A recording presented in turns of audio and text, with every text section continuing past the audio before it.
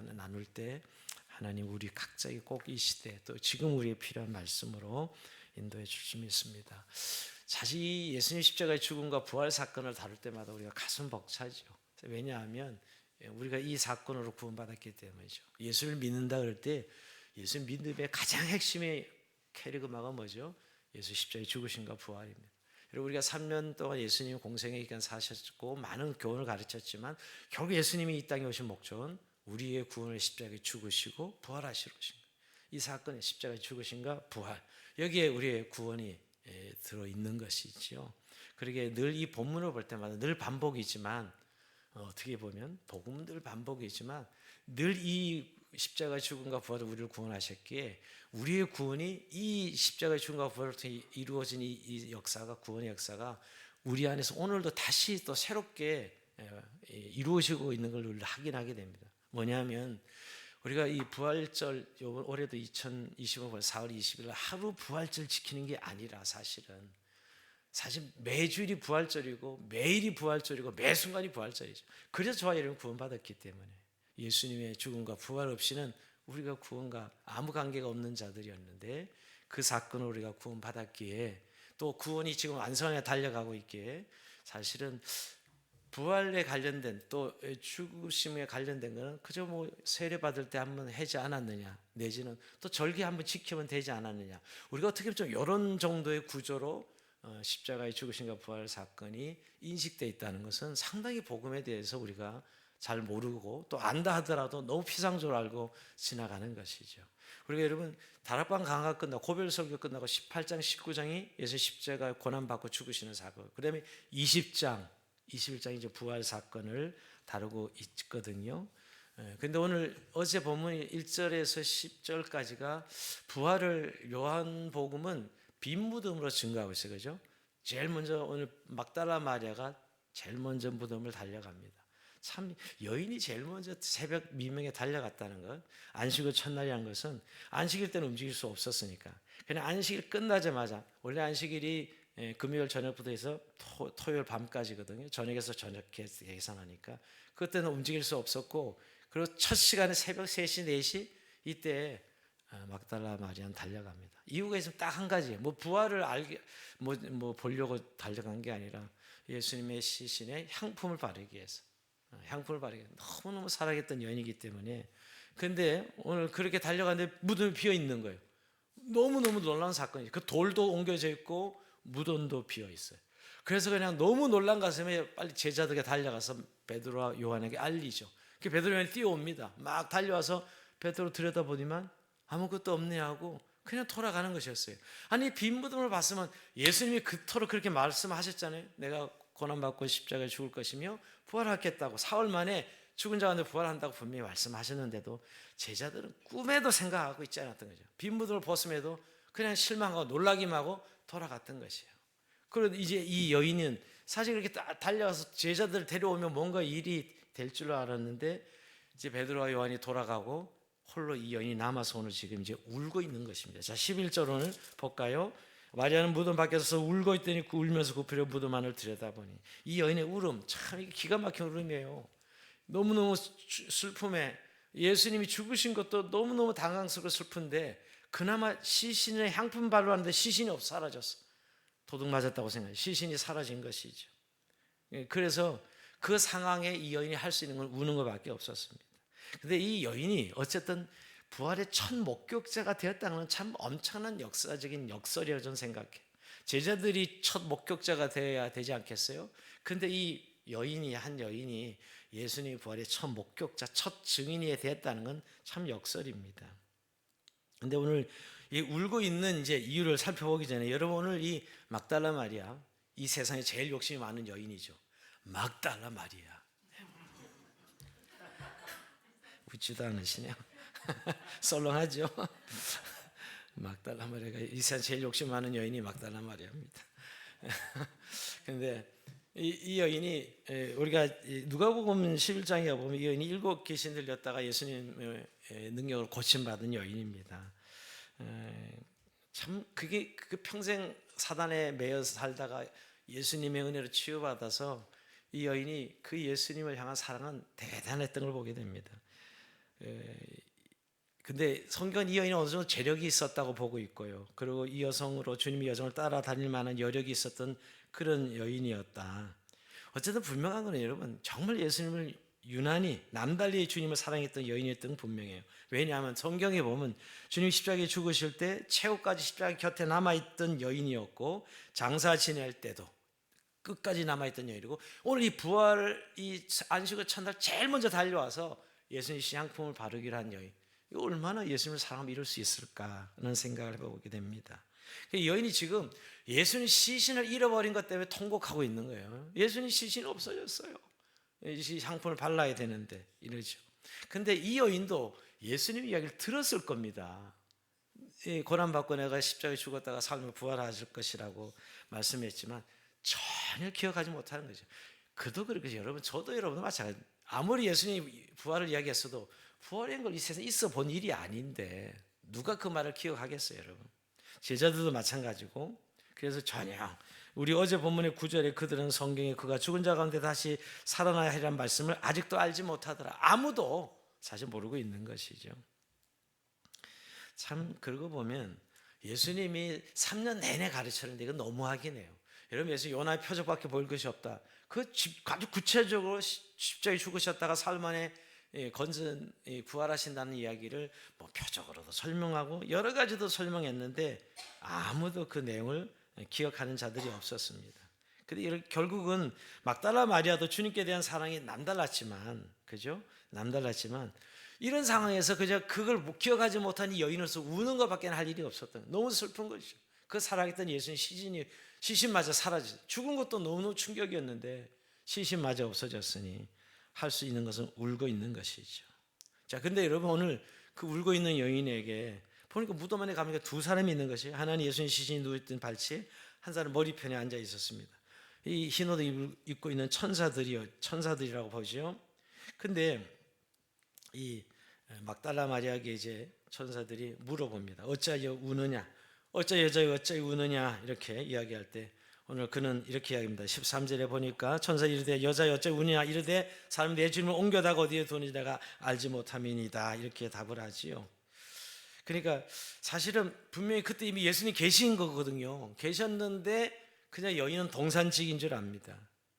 자, 여러분, 그렇게 말하고 14절 볼까요? 이 말하고 뒤로 돌이켜 예수께서 계신 것을 보았으나 예수인 줄 알지 못하더라.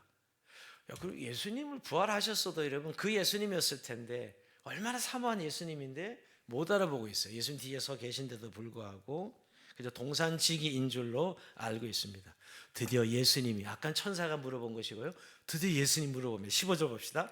예수께서 이르시되 여자여 어째 울면 누구를 찾느냐 하시니 마리아는 그가 동산직인 줄 알고 이르되 주여 당신이 온 것 너희 돈이 내게 이르소서 그리하면 내가 가져가리이다. 여러분, 지금 예수님이 말씀하셔서 소사지금 와 예수님 이래야 될 거 아니에요? 여러분, 그렇게 사모하는 예수님인데 예수님이 지금 말씀하시는데 왜 못 알아들었을까? 그런데 못 알아듣고 있어요. 그 예수님 말씀하신데도 그만큼 예수님이 다시 사실이라는 눈꼽만큼도 생각을 안 한 거고 있죠. 참 오늘 이 누구를 찾고 있느냐, 이렇게 누구를 찾느냐, 참 여자 누구를 찾느냐 이렇게 이야기하는데 예수님이라고 알았더라면 그의 울음은 멈춰지고 그냥 예수님하고 그 앞에서 무릎을 꿇고 영접했을 터인데 주여 당신이 옮겼건 어디 두는지 내게 이르소서 그러면 내가 가져가리다. 이렇게 지금 이야기하는 것이에요. 근데 여기서 오늘 주여라는 것은 그리스도에 대한 고백이 아닙니다. 남성에 대한 일상적인 존칭으로 사는 선생님이라는 호칭이에요. 예수님 알아봤으면 이렇게 말하지 않았겠죠. 모르고 있는 것이에요. 자, 그런데 이제 언제 알아보죠, 여러분? 자, 16절 봅시다. 예수께서 마리아야 하시거늘 마리아가 돌이켜 이분이 말로 라비오 아니는 선생님이라. 이때 이제 알아봐요. 비록 마리아 이름을 부를 때 말이야, 오 선생님하고 라비오, 이건 이제 아까 그냥 주여가 아니고 구체적으로 예수님에 대한 그의 호칭입니다. 자, 오늘 내일 본문에 나오지만 도마가 여러분 예수님 옆구리 손 넣어 보기 전에 난 절대 믿지 않겠다는데 예수님이 딱 나타나시니까 그냥 꼭거리 오 나의 주여 나 하나님 이렇게 고백하죠. 그런 거예요. 반전의 대답이에요. 마리아야 할 때 오늘 이제 그가 예수님을 알아보는 것이죠. 여러분, 오늘 예수님이 그 여인의 이름을 불러주는 것, 이게 이제 마리아를 알아보시고 그 마리아는 부활하신 예수님을 만나는 장면입니다. 옆에 서 계셨지만 마리아는 그 예수님을 몰라봤어요. 부활하신 예수님. 근데 마리아야 라고 불러주었을 때 알아보는 것이죠. 여러분, 예수님은 자기 양의 이름을 알고 부른다. 우리가 요한복음 10장 공부할 때 예수님 자기 양의 이름을 부르시는 분이시죠. 그리고 양은 자기 목자 음성을 알아듣는 양이 진짜 그 목자 양이다는 걸 압니다. 그러니까 부활하신 주님께서 그녀의 이름을 부르자 그녀는 자기 목자 음성을 알아들은 것이에요. 그때 예수님이시구나 하고 알아들은 것이죠. 여러분, 이 부르심에 이제 완전히 부활하신 예수님을 만나고 인생이 반전이 일어나는 것입니다. 여러분, 이렇게 예수님이 이름을 불러준다는 거예요. 여러분 어떻게 생각하세요? 오늘 모세야 모세, 하나님도 모세 이름을 불렀을 때 모세 인생에 변화가 왔어요. 모세 인생의 이 부르심 속에 반전은 모세야라고 부르실 때죠. 마찬가지로 사무엘아 하고 하나님이 사무엘 이름을 부르죠. 사무엘 이름을 부릅니다. 여러분, 우리가 잘 아는 그 사도 바울도 다메섹 동안 가다가 예수 믿는 사람 잡아 죽이려 하는데 하늘에서 빛이 비치고 사울아 사울아 하고 이름을 불러줘요. 이렇게 여러분, 이렇게 이름을 하나님이 우리 각자 이름을 부르셔서 자기 백성 삼으셨다고요. 그러니까 이 일이 그저 성경에만 있는 일이 아니라 저 여러분도 몽시가 하고 부른 그 부름 때문에 우리가 응답하면서 하나님의 백성이 된 거예요. 그게 바로 그리스도를 인격적으로 만남의 사건이요, 또 주님이 백성이 되는 사건이지요. 여러분, 우리가 예수님을 인격적으로 영접했다는 것을 좀 더 굳이 만남이죠. 만남. 예수님이 우리의 이름을 불러줬고 나는 그 일 부르시는 부름에 대답한 거예요. 이게 오늘 이 막달라 마리아 여인의 인생의 반전이요, 변화입니다. 여러분, 성경 하나님은 나를 어떻게 알까? 아직도 그럼 하나님과 관계가 분명하지 않은 사람이에요. 여러분, 하나님과 우리와 관계에 있어서 사랑의 측면이 동등한 관계죠. 하나님 우리 이름을 부르시고 우리도 그 하나님의 이름을 부르시며 응답하는 삶이죠.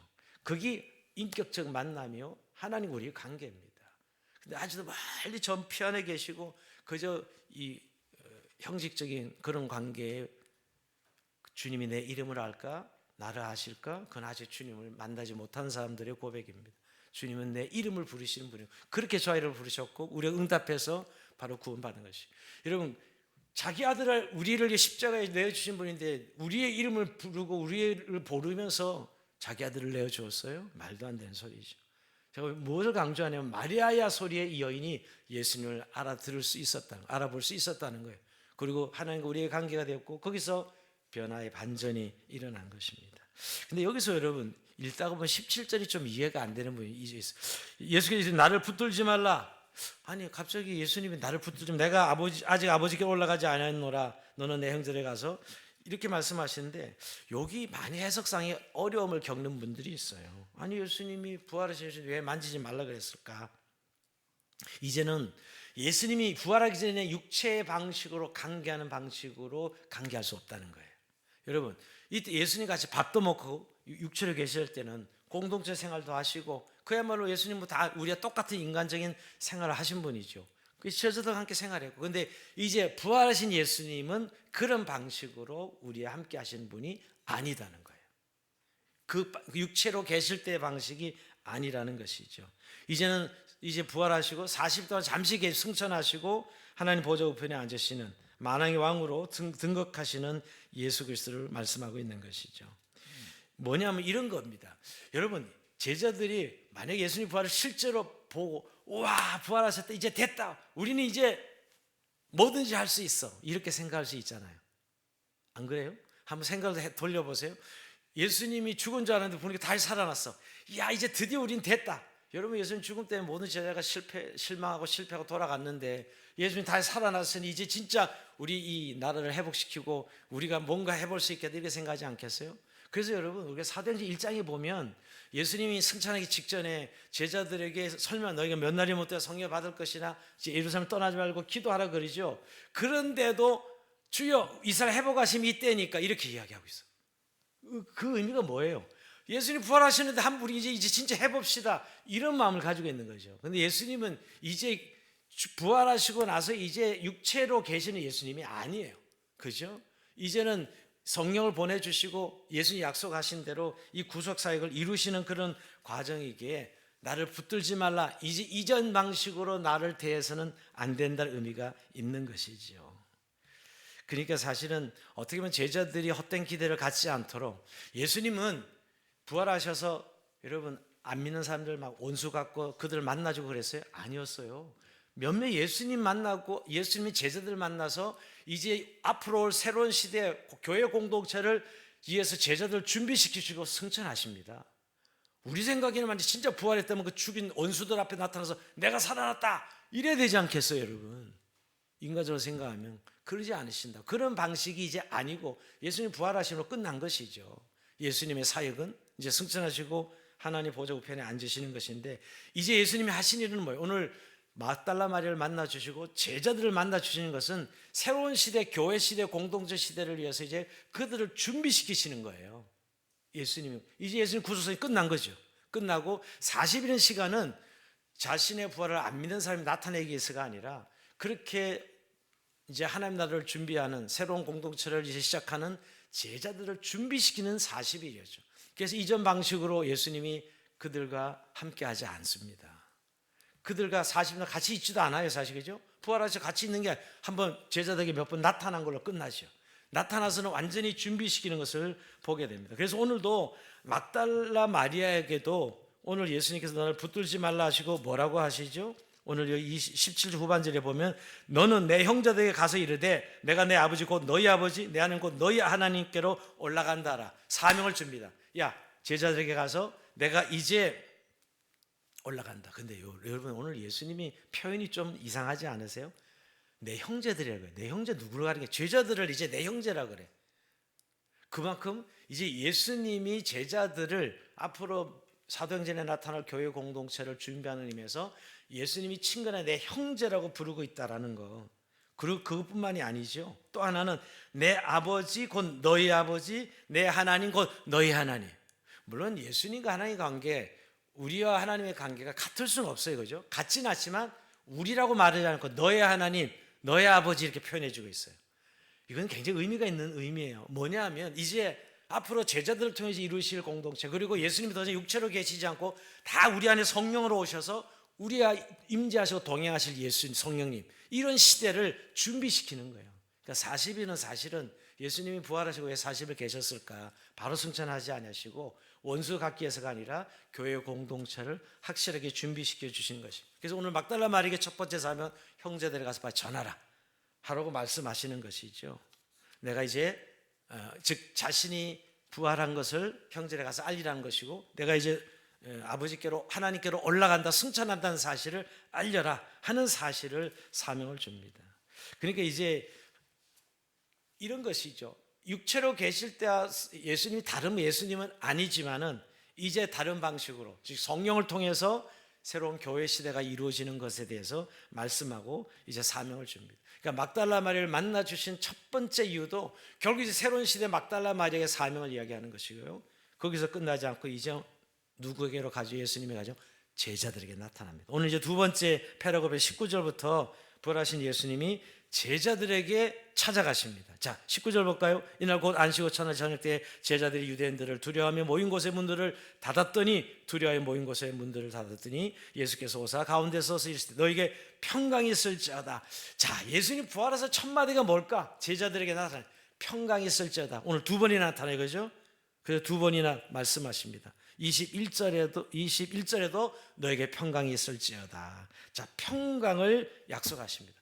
자, 예수님이 첫 마디가 의미 있는 말씀이라고 저는 생각합니다. 왜냐하면 부활하셔서 제일 먼저 무엇을 제자들에게 선포하시는가? 평강입니다. 사실 이 평강은 아담이 범죄한으로 잃어버린 가장 중요한 요소가 이 평강을 잃어버린 것입니다. 왜냐하면 죄가 들어왔을 때 결국 이 하나님과 화목이 깨졌고 평강이 깨졌던 것이, 이제 평강을 소유하라는 것입니다. 십자가를 지시기 전에 그렇게 말씀하지. 평안을 너에게 끼치노니 나의 평안을 너에게 주노라. 내가 너에게 주는 것은 세상이 주는 것 같이 아니하리라. 너희 마음에 근심도 하지 말고 두려워하지도 말라. 이렇게 평안을 약속하신 적이 있어요. 고별 설교에서. 그죠? 이 평안을 말씀하시는 것이죠. 이 평안은 평안, 평강, 평화, 화평, 이게 다 번역될 수 있어요. 근데 가장 중요한 거는 뭐 이 평안이 있을지어다 제일 중요한 하나님과의 평화를 말합니다. 여러분 우리 모든 인류의 모든 불행의 원인 이건 하나님과 인간의 화목이 깨진 거예요. 죄가 들어옴으로 인간 세상에 죄가 들어옴으로 하나님과 인간이 깨진 관계 이것이 모든 불행의 원인이요 이유거든요. 그것이 우리를 두렵게 하고 우리의 삶을 이렇게 피폐하게 만드는 것입니다. 그래서 뭐 제일 먼저 그것을 회복하는 의미로 화평, 평강 이렇게 하죠. 여러분 하나님의 거룩은 죄와 공존할 수 없고 하나님의 공의는 거룩을 향하여 진노를 바라기 때문이에요. 그래서 여러분 십자가에서 하신 제일 중요한 일을 골로새 1장 20절에는 그의 십자가의 피로 화평을 이루사 십자가가 하신 일은 화목이라는 거예요. 여러분 우리가 제일 먼저 하나님과 우리 화목을 이룬 거. 더 이상 우리는 하나님 앞에 벌벌 떠는 우리 늘 진노에 전전긍긍하고 벌벌 떠는 그런 자들이 아니라 하나님과 예수 그리스도 십자가를 통해서 화평케 되었다는 것이죠. 이게 평강이 있을지어다 하나님과 더불어 화평을 누린 자가 되었다는 거예요. 이게 사실 좀 이렇게 교리적으로 설명하면 뭐 그런가 보다 할지 모르지만 여러분 우리의 근본적인 문제가 하나님과의 관계가 깨진 데 시작됐는데 이것이 십자가로 해결되어서 평강이 있을지어다 했을 때 하나님과 화목을 누렸다는 사실을 선포하는 것이죠. 선언하는 것이죠. 이제 하나님과 더불어 우리는 화평을 누린 자들이 되었다. 그래서 로마서 5장 1절에 보면 우리 그러므로 우리가 믿음으로 따지면 얻었은즉 우리 주 예수로 말미암아 하나님과 더불어 화평을 누리자 이렇게 표현해요. 화평을 누리자. 이게 어떤 분들에게 뭐 그렇게 중요하지 않다고 생각하는 분들이 있는 것 같아요. 여러분 이게 근본적인 인생의 문제입니다. 여러분 우리가 성경이 죄 문제를 다루잖아요. 어떤 분은 뭐 우리 뭐 죄 지은 것 같지도 않은데 여러분 인류의 모든 지금 이 깨어짐과 이 어두움과 고통은 결국 죄로 온 것입니다. 죄. 그 하나님과 관계 깨어지면서 온 거예요. 이게 회복되는 것이죠. 우리의 마음의 불안, 두려움, 걱정, 근심 다 여기서 온 것이에요. 그러기에 평안이 있을지어다 하나님과 화평을 이야기하는 것이죠. 그리고 그것이 결국 절대적 의미의 내적 평안 또 더한 이야기한다면 주님께서 말씀하죠. 이건 세상이 주는 것 같지 않은 평안을 말씀하실 때 절대적 평안입니다. 세상이 환경이 주는 평안 말고요. 돈 좀 있으면 약간 마음 편해지죠, 그죠? 저만 그러나? 그래. 다 그러지 좀 안전빵이다 이런 생각. 통장에 뭐가 있으면. 근데 그런 평안은 통장 없어지는 순간 다 날아가는 평안입니다. 근데 주님이 약속한 평안은 그 평안이 아닙니다. 절대적 평안이요. 죽음 앞에서도 흔들리지 않는 평안. 이런 병 걸려서 어떤 상황에서 흔들리지 않는 평안이에요. 주님이 약속한 그 평안이 있을지어다 말씀하고 있는 것이죠. 여러분, 주님이 가장 제자들에게 십자가 지시고 부활하신 후에 첫 마디가 주시기 하는 선물이 결국 구원의 선물이 평안이라는 거예요. 평강이라는 것이에요. 여러분 지금 오늘 우리는 평안을 누리고 있습니까? 정말 우리가 다시 한번 좀 늘 복음의 본질적인 것은 늘 잊어버리고 우리는 너무 이렇게 제도적이고 의식적이고 교리적이고 또는 어떤 생활적인 의미에서만 신앙을 생각할 때가 많아요. 근본적인 원인을 우리가 제거해 주셨는데 그 평안을 누릴 때 다른 것들은 다 작은 거 그냥 적용되는 것들이잖아요. 사실은 이게 오늘 첫 번째 주신 선물이고요. 두 번째 평안만이 아닙니다. 제자를 주신 것은 부활하신 후에 주님은 제자들의 불안함을 평안으로 바꿔줬고요. 또 하나 그들의 두려움을 기쁨으로 바꿔주십니다. 기쁨의 기쁨. 오늘 여러분 계속 볼 때마다 평안이 있었고 20절 볼까? 이 말씀하셔서 손과 옆구리를 보이시며 제자들이 주를 보고 기뻐하더라. 기뻐하면 기쁨입니다. 여러분 얼마나 기뻤을까요? 예수님 죽었다고 생각 다 도망갔는데 예수님 다시 살아나셨어. 여러분 다락방 강화에서 우리 14장부터 17장까지 다락방 강화를 살펴보면서 제자들에게 계속 기쁨을 약속합니다. 기뻐하리라 기뻐하리라. 좀 약간 심할 정도로 강조했는데 이제 그때는 아직도 예수님 십자가 지시기 전이었으니까 그냥 약간 그 일어나기 전이었고 이제는 예수님 부활하셨기 때문에 성취된 후의 기쁨이지요. 그래서 나중에 사도 베드로가 여러분 베드로전서 1장 8절에 보면 예수를 너희가 보지 못하였으나 사랑하는도다 이제도 보지 못하고 믿고 말할 수 없는 영광스러운 즐거움으로 기뻐하니 기뻐한다는 거예요. 여러분 예수 믿고 우리가 구원받았으면 이 기쁨이 가장 두드러진 특징이에요. 구원받은 백성에게 오늘 제자들이 이 기쁨을 알고 오늘 기뻐하고 있는 것이죠. 그러니까 평안을 주시고 기쁨을 주시는 이 두 가지죠. 그래서 여러분 정말 우리가 생각해봐요. 우리의 신앙을 점검할 때 여러분 정말 제대로 예수 믿고 있는 평안이 있고 기쁨이 있는 것이에요. 정말 내가 평안과 기쁨이 없으면 주님을 신뢰하는 것에 대해서 문제가 없는지 살펴봐야 돼요. 우리의 믿음을 늘 돌아봐야 됩니다. 주님이 우리의 이 예수 그리스도의 믿음에 주신 선물이 평안과 기쁨입니다. 여러분 이 두 가지만 누릴 수 있으면 세상 살아가는 거 별거 아니에요. 근데 사실은 늘 두려워, 늘 슬프고, 늘 가슴이 먹먹하고, 뭐 이런 일들로 늘 우리가 일상을 보내고 있다면 우리의 믿음은 사실은 오늘 주님이 주신 이 구원의 믿음이 아닌 것이지요. 여러분, 이 밤에 우리 마음에 다시 믿음으로 하나님 주신 이 평강과 기쁨을 누리는 은혜가 있길 주님으로 축원드립니다. 우리 성령께서 오늘 우리에게 주시는 은혜입니다. 자, 근데 이제 오늘 막달라 마리아에게도 만나서 사명을 주셨던 것처럼, 오늘 그 준비시킨 것처럼 오늘 제자들을 이렇게 평안과 기쁨을 주시고 나서 오늘 미션을 주십니다. 자, 21절을 같이 읽어봅니다. 시작. 예수께서도 이르시되 너에게 평강이 있을지어다 아버지께 나를 보내신 것 같이 나도 너희를 보내노라. 아멘. 제자들을 파송합니다. 근데 파송은 파송인데 세상에 내가 너희를 보내겠다, 아버지께서 나를 세상에 보낸 것처럼 나도 너희를 세상에 보내겠다. 그래서 우리의 정체성이 보냄받은 자예요. 여러분, 예수 믿고 구원받았으면 이 세상에 보냄받은 자로 살아간다는 사실 잊지 마세요. 내가 이 세상에 내등중이 처진 그런 존재가 아니라 이제 아버지께서 나를 부르셔서 나의 구원을 이루시고 기쁨을 주시고 평강을 주시고 세상 가운데 우리를 다시 파송합니다. 하나님이 자기 아들을 파송한 것처럼 우리를 파송하는 것이에요. 여러분, 요한복음 17장 18절에 예수님의 중보기도에서도 아버지께서 나를 세상에 보내신 것 같이 나도 저희를 세상에 보내었고 이렇게 기도했거든요. 근데 실제 기도하신 것이 아니라 오늘 이 20장에 다시 제자들을 파송합니다. 근데 여러분, 여기서 한 가지, 이 제자들의 평강과 기쁨이 없었다면 보낼 수 없습니다. 우리는 그냥 예수님이 그냥 보낸 게 아니에요. 평강과 기쁨을 확인하고 그 다음에 세상에 보낸 것이지요. 그것도 아버지께서 나를 보내신 것 같이 그럽니다. 근데 여기 세상에 파송했다는 건 세상, 요한복음에 세상이라는 단어가 자주 나와요. 그죠? 하나님의 세상을 이처럼 사랑하사. 이 세상은 뭘까요? 보편적인 창조 세계를 말하는 것이고요. 또 이 세상은 결국 이 죄된 세상, 그죠? 여러분, 고난이 있고 환난이 있고 공중것에 마귀가 이 공중것에 잡고 있어서 늘 풍파 바람이 불고 환난과 고난이 있는 세상이에요. 너희가 세상에 환난을 당하나? 예, 세상에 환난이 있는 거예요. 여러분, 우리가 이걸 인정하지 않으면 예수 믿고 왜 이렇게 힘든가? 여러분 이미 너희가 세상에 환난을 당하나? 이건 이미 정한 거예요, 사실은요. 그러나 주님이 그 세상에 환난이 있지만 평강을 주시고 기쁨을 주시고, 그런데 왜 우리를 세상에 보내느냐? 바로 세상의 구원을 위해서. 아버지께서 아들을 보내서 구원을 이루었듯이 나도 너희를 세상에 보내서 세상의 구원을 알 수 있도록 하겠다고 말씀하시는 것이죠. 그래서 여러분, 환난을 당할 때 기뻐하고 오히려 즐거워하라고 표현하고 있어요. 너희가 세상에 고난을 받을 때, 환난을 받을 때 기뻐하라, 하늘의 상이 크다라고 말씀하시는 거예요. 우리가 이런 복음을 잘 안 받아들여요. 예수 믿으면 잘 되고, 예수 믿으면 어려움이 없어야 되고, 예수 믿으면 사고도 없어야 되고, 우리는 늘 그런 생각에 보여요. 그러나 이 세상은 아직 천국이 아니라니까요. 물론 부분적으로 우리의 마음에 평강이 임하고 기쁨이 있는 세상을 살아가지만 우리 안에 아직은 세상은 천국이 아니에요. 그래서 오늘 이렇게 말씀하시는 거죠. 그래서 세상에 구원해서 내가 너희를 세상에 보내노라 말씀하고 있는 것입니다. 여러분, 그래서 오늘 우리에게 지금의 영광, 십자가의 영광이고 부활의 영광입니다. 고난의 영광이죠, 사실은. 왜? 여러분, 우리 세상에 보냄받았다는 것은, 여러분, 이 세상은 우리를 환영합니까? 아니요. 어떻게 환영하겠어요? 예수님을 십자가에 죽인 세상인데 어떻게 환영하겠어요? 우리를, 예수 믿는 우리들 환영하지 않습니다. 그러니까 늘 핍박과 고난이 있는 세상이죠, 사실. 그런데 그것이 영광이라고 성경 말씀하고 있어요. 여러분, 왜 영광이죠? 하나님이 나를 보내신 것이기 때문에.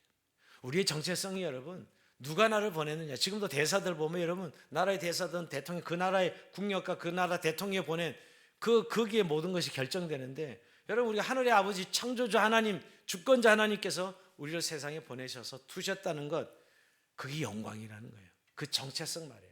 비록 이 세상은 고난과 환난이 많지만, 그래서 오늘 예수님께서 내가 너희를 세상에 보내노라 말씀합니다. 이게 우리의 정체성이요 미션입니다. 결국 예수님이 40일 동안 이 제자를 찾아오신 것은 결국 다음 새로운 공동체를 준비시키시는 거예요. 여러분, 오늘 우리도 이렇게 세상 살아가고 있잖아요. 근데 우리 홀로 뚝 떨어져서 살아가는 자들이 아닙니다. 우리가 이 믿음으로 잘 우리 이걸 주님이 우리 이 세상에 두시고 그냥 니들 한번 마음대로 살아봐라가 아니라 우리에게 소명을 주시고 부르신 가운데 이 세상 가운데 살도록 늘 우리를 인도하시고 우리에게 세임 주시고 은혜 주시는 하나님이시라는 사실을 오늘 이 제자들을 준비시키는 예수님의 사건을 통해서 말씀하고 있는 것이죠.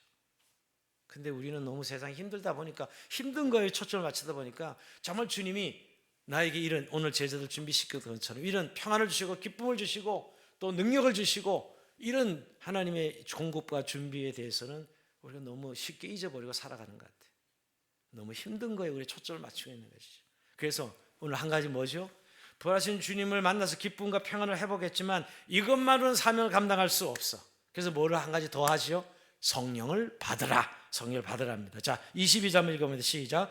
이 말씀을 하시고 그들 향해 숨을 내쉬며 이르시되 성령을 받으라 그럽니다. 자, 이게 굉장히 좀 난해 구절이긴 해요. 왜냐하면 성령은 언제 임하죠? 오순절 날에 임해요. 근데 여기 요한복음 예수님이 제자들 앞에 나타나서 성령을 받으라 이렇게 말씀합니다. 그래서 어떤 학자들은 상징적 약속이다. 실제는 오순절 날에 성령이 임하였다. 이렇게 해석하는 게 대부분 학자들이에요. 그죠? 왜냐하면 이 오순절 성령이 임하시거든요. 근데 오늘 여기 제자들 앞에서 성령을 받으라 미리 말씀하고 있는 거죠. 그것도 여러분 이 성령을 받으라가 조금 약간 표현에 있어서 좀 특별해요. 왜냐하면 그들 향해 숨을 내쉬며 이 단어가 어디에 나오죠? 창세기 2장 7절에 여러분 하나님이 흙으로 사람을 지어서 생기의 그 코에 불어넣으시니 그 단어가 요 단어 같은 단어예요. 한 번밖에 안 나오는 단어예요. 창세기에 나오는. 그러니까 여러분 창세기에 코에 생기를 불어넣으셨다는 말은 사람을 창조할 때 우리가 하나님의 창조의 영을 불어넣으신 것이잖아요. 창조인데 그 창조의 사건을 예수님 숨을 내쉬며 이렇게 표현하고 있어요. 그러니까 성령 받고 새로운 공동체, 새로운 그리스도 안에 살아가는 삶이 창조를 의미해요. 이 구속이 창조라는 거예요. 그러니까 하나님 행하신 이 구속이 새 창조라는 거예요. 예수 믿고 구원받은 일이. 그래서 그 단어를 그대로 쓰고 있는 거예요. 숨을 내쉬며 성령을 받으라 이렇게 말씀하시는 것이죠. 또 하나 이 단어가 한 군데 더 나오죠. 에스겔서에 나옵니다. 에스겔 37장에 보면 여러분 이 에스겔 골짜기 마른 뼈들이 서로 맞춰지고 힘줄과 불과 살과 가죽이 생기는데 생기야 사방에서부터 와서 이 사망을 당한 자에게 불어서 살게 하라. 생기야 불어서 살게 하라 그래. 이 생기를 불어넣어서 살게 하라. 꼭 이 뼈들이 곧 살아나는 그런 에스겔의 골짜기 한상이죠, 여러분. 그래서 결국 회복의 의미거든요. 이 한상은 그러니까 창조와 회복의 의미를 가지고 성령을 받으라고 말씀합니다. 그러니까 성령을 받는 일은 회복과 새로운 창조의 역사를 일으키는 의미로 말씀하고 있는 것이죠. 그러니까 결국 여러분 교회 성령을 부어주심으로 우리 성도 성령을 부어주심으로 새로운 시대에 이 구속사역을 이제 교회가 감당하는 성도들이 감당하라는 것입니다. 그래서 오늘 23절에 너희가 누구의 죄든 사하면 사해 줄 것이요 누구의 죄든 그대로 두면 그대로 있으라. 이것도 난해 구절이에요. 그래서 신부들이 이 구절 가지고 우리는 사죄권이 있다 헛소리들을 하고 있는 것이죠. 무슨 인간 신부가 사죄권이 있어? 말도 안 되는 소리인데 사실 캐톨릭은 사죄권이 있다고 믿고 여러분 고해성사도 사노라 하잖아요. 근데 여러분 인간이 어떻게 사죄권을 가져? 말도 안 되는 소리예요. 그건 잘못 해석하는 거예요. 이건 사실 교회가 죄사함을 전하는 권세를 가지고 있다고 해석을 해야 돼. 교회가 이런 복음 전하잖아요. 복음 전 용서받잖아요. 그러니까 교회가 죄사함의 권세를 전하는 것 그런 의미로 이 본문을 해석해야 돼요. 이 본문을 잘못 해석하면 인간이 지금도 목사들 중에는 가끔 이게 신부 이상으로 자기가 무슨 딱 이야기 듣고 야 내가 사안을 하면 뭐 죄가 없어지는 것처럼 교주들이 가끔 있는데 이 구절을 그렇게 잘못 해석하면 안 되는 것이 교회가 가진 권세를 말하는 겁니다. 주님께서 여러분 하나님만이 죄를 사시는 분이시고 교회는 죄사함을 선포하는 권세를 교회에 주셨다는 것 이것이 가장 정확한 해석입니다. 결국 여러분 세상에 보냄을 받은 교회는 성령을 받아 살아가는 교회이고 이 교회는 적대적인 세상에서 능히 복음을 전하고 죄사함을 선포하는 권세를 가진 교회. 그래서 숨을 내쉬며 성령을 받으라 하면서 우리를 세상에 보내시는 거예요. 굉장히 이 예수님의 이 행위는 오늘날 교회가 어떤 공동체인가 우리가 누구인가를 말해주는 겁니다. 여러분 우리가 뭐 철학적으로 인생이 뭐냐 뭐 인간의 어떤 의미가 뭐냐 내가 살아가는 의미가 뭐냐 사람들 많이 이야기합니다. 그러나 여러분 이미 우리는 예수 믿는 우리들에게 주님께서 어떠한 자들 우리 부르시고 우리의 정체신 누구인가를 너무 선명히 말씀하셨는데 우리 말씀대로 우리가 믿지 아니하고 그 나름대로 자기 인생을 해석하는 거예요. 물론 여러분 해석의 능력이 있어야 됩니다. 오늘 주님이 주신 말씀을 우리 안에 받아들여서 정말 여러분 오늘 우리가 이 땅에 살아가는 목적 이 부르심 때문에 내가 너희를 세상에 보내노라. 여러분 저는 늘 처음에 성령 체험하고 나서 천국에 빨리 가는 게 훨씬 좋을 것 같아요. 이 세상이 좋다는 이 세상보다 하늘나라가 훨씬 좋다는 걸 이미 성령 체험을 알았기 때문에 빨리 갈 수 있는 방법이 없을까. 그래서 저는 막 학교도 다 때리치고 처음에 세상 일 안 하고 세상에 안 오고, 그래서 목사 되기로 했던 거죠, 처음에요. 그리고 그냥 세상을 떠나버리는, 그래서 정말 주님과만 살고 맨날 밤새 기도하다가 새벽 되면 또 세상에 나가야 되나, 공부를 해야 되나, 주님과 계속 같이 있으면 좋겠다, 이런 생각을 한 적이 있어요, 성령 세례 체험하고 나서. 근데 그때 주님이 저한테, 야, 내가 너를 세상에 두었다. 그때부터 전도가 뭔지 알았어요. 아, 주님이 나를 세상에 두었다. 이 세상에 네가 더 있다가 나한테 와야지. 내가 너를 이 세상에 두었다고 말씀하시네. 여러분, 오늘 우리가 이 예수 믿으면서 우리가 직장 생활하고 우리가 돈을 벌고 자식을 키우고 이 모든 일들이 사실은 우리 안에 어떻게 다가오고 있느냐. 오히려 우리는 이런 내 부딪힌 일들이 내 의미가 있고 가치고, 오히려 주님을 믿는 것은 부수적인 그저 그런 일들을 잘하기 위해서 이런 예수님을 믿는 그런 신앙생활을 한다면 아직도 우리는 복음으로 구원받은 백성은 아닙니다. 성경은 오늘 우리에게, 제자들에게 너무나 명확하게 우리의 정체성이 누구지? 너는 보냄받은 자로 내가 이 세상에 두었다고 말씀해요. 하나님의 영광을 위해서, 또 세상의 구원을 위해서, 또 교회 공동체를 위해서 오늘 우리를 세상에 두었다는 것이죠. 여러분, 오늘 근데 그냥 하나님이 우리를 보내신 것이 아니라 성령을 부어주시고 성령을 인쳐주, 넌 내 거야 하고 인쳐주셨고, 내가 평안히 있을지어다 너에게 기쁨으로 하나님 능력을 주셔서 이 세상 가운데 고난 중에 있지만 내가 이 영광을 너희를 통해서 얻을 것이다 말씀하고 계십니다. 저는 아까 막다라 말의 울음이 굉장히 상징적으로 다가옵니다. 예수님의 부활을 믿지 못했을 때 그의 울음은 통곡이었겠죠. 얼마나 넌센스입니까? 예수님 살아계신데도 혹시 우리가 그러진 않습니까? 앞으로 일어날 일, 우리가 구원받은 그 실제가 우리 안에 정말 완벽하게 이루어질 때 우리가 이 예수 믿는 의미가 그 일로 이제 완성되어질 텐데, 이 여인은 예수님 부활을 몰랐기에 그냥 통곡하면서 너무너무 당황스러운 인생을 살아갔을 것입니다. 여러분, 예수 믿으면서도 아직도 우리가 이 세상이 주는 두려움이나 이 세상이 주는 어떤 슬픔, 또 핍절, 결핍, 또 고난, 이런 것 때문에 우리가 사실 울고 있다면 주님은 그 울음을 바꾸시는 분이에요. 평안으로 바꿔주시는 분입니다. 기쁨으로 바꿔주시는 분이고, 오히려 너는 이 세상에 그런 슬픔과 그런 고난과 환경의 조건에 묶여있는 자들이 아니라 그걸 통해서 하나님께 영광 돌리는 그 부르심을 이루어가는 삶이라고 말씀하고 있는 것이죠. 이게 복음적인 그리스도인입니다. 오늘 여자애 울지 마라 하셨던, 저는 이 결국 울음이 그들의 기쁨으로 바뀌어지는 삶이 되었을 텐데, 그들은 예수님 만나고 얼마나 기뻤을까요? 자신들이 믿는 그저 내 정도가 그저 도덕적인 종교적인 수준에 있었다가 부활의 실체 예수님 만나고 나서 이 구속의 역사를 실제로 체험한 이들이야말로, 여러분, 제자들이 사도행전하면 그래서 완전히 바뀌는 이유, 여러분, 사복음서에 나타난 제자들은 찔찔이들이었으나 사도행전에 나타난 제자들은 그냥 생명 걸고 복음 전하러 나갑니다. 그럼 모든 사도들은 다 순교했어요. 한 사람 예외 없이. 왜? 오늘 이 부르심이 너무나 영광스러운 부르심이기 때문이죠. 물론 여러분, 내가 순교한다고 순교되지는 것을 말하는 게 아니라 결국 우리의 삶의 가치가 더 이상 세속적인, 우리가 인간보적인, 또 세상의 어떤 철학적인 그런 삶의 가치가 아니라 오늘 우리에게 복음으로 우리를 부르셔서 우리를 세상 가운데 보내신 자로 우리를 하나님께 인도해 주신 것에 대해서 감사하면서 이 밤에 우리가 다시 한번 좀 기도하기를 원합니다. 이런 우리 하나님의 부르심과 보내심에 대해서 오늘 그래서 성령을 주시고 평강과 기쁨을 주셨는데, 이 더 그 주님과의 부활의 주님을 만남에서 부활을 우리가 믿고 예수님이 내 구주가 되셔서, 오늘 도마도 그랬고 막달라 마리아도 구주가 되시고 만남을 통해서 예수님의 하나님의 자녀가 되고 성령을 받고 세상에 부름받은 하나님의 백성이 되었다는 것, 이 은혜를 다시 한번 이 밤에 우리 마음에 회복하고 가는, 또 그 능력을 다시 한번 우리가 선포해 나가는 귀한 시간 되기를 주의 이름으로 축원드립니다. 자, 우리 찬송하면서 주님 앞에 기도 시간 나갑시다.